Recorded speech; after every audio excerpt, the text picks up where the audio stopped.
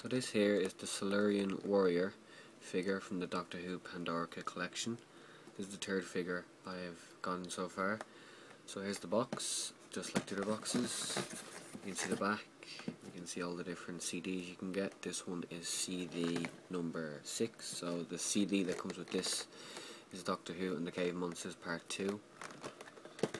And you also can see you've got all these little accessories that you get with the figure. So now I'm going to open it up.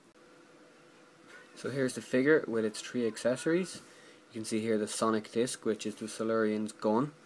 You can see this little transport disc that the Silurian is standing on, and then the mask. So I'm going to go by each of these accessories one by one. So I'll take off the mask first of all, bring it up close and tap the focus. And as you can see, there is a ton of detail on the mask, which is really great.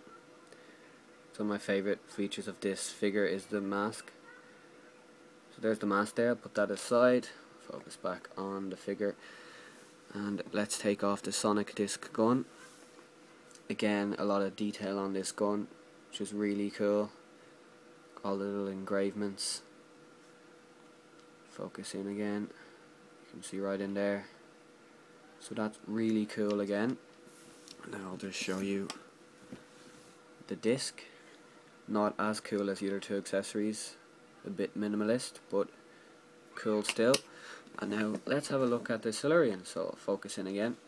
The Silurian isn't as detailed as I would have hoped. As you can see, the face here, it just looks a bit odd. I don't know, the eyes or something. It just doesn't look the way the character looks in the show. But some features are done really well, like the scales here, getting as close as I possibly can. As you can see, there's a lot of detail there on the scales, which is really cool. We've got a lot of other details on, I noticed the details on the boots. Like you can really see the whole creased leather effect there, which is done really well. But then when you look at something like the plate armor here, it just doesn't look like plate armor. This grey bit is supposed to look like chainmail, but it just doesn't. And then the plate armor just looks more like it's, well, of course it is painted on, but you can really tell it just looks like painted on. Looks more like a painted on or a sewn on pattern, where really they're supposed to be, you know, armor.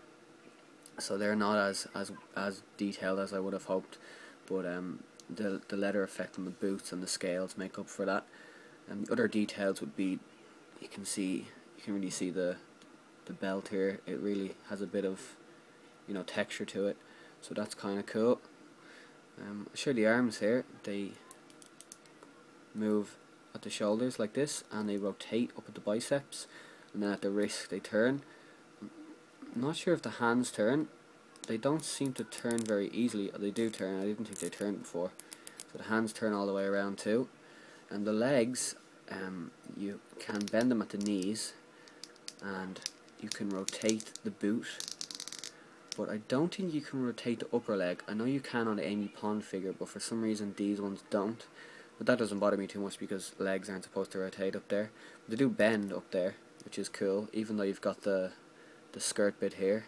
The skirt actually bends along with the leg, so that makes it a very poseable figure, which is cool. So you could, you know, bend the leg back, the leg forward. Very poseable. So this figure isn't my favourite figure out of the other 2 figures I have. I have a Weeping Angel and Amy Pond from the Pandorica collection.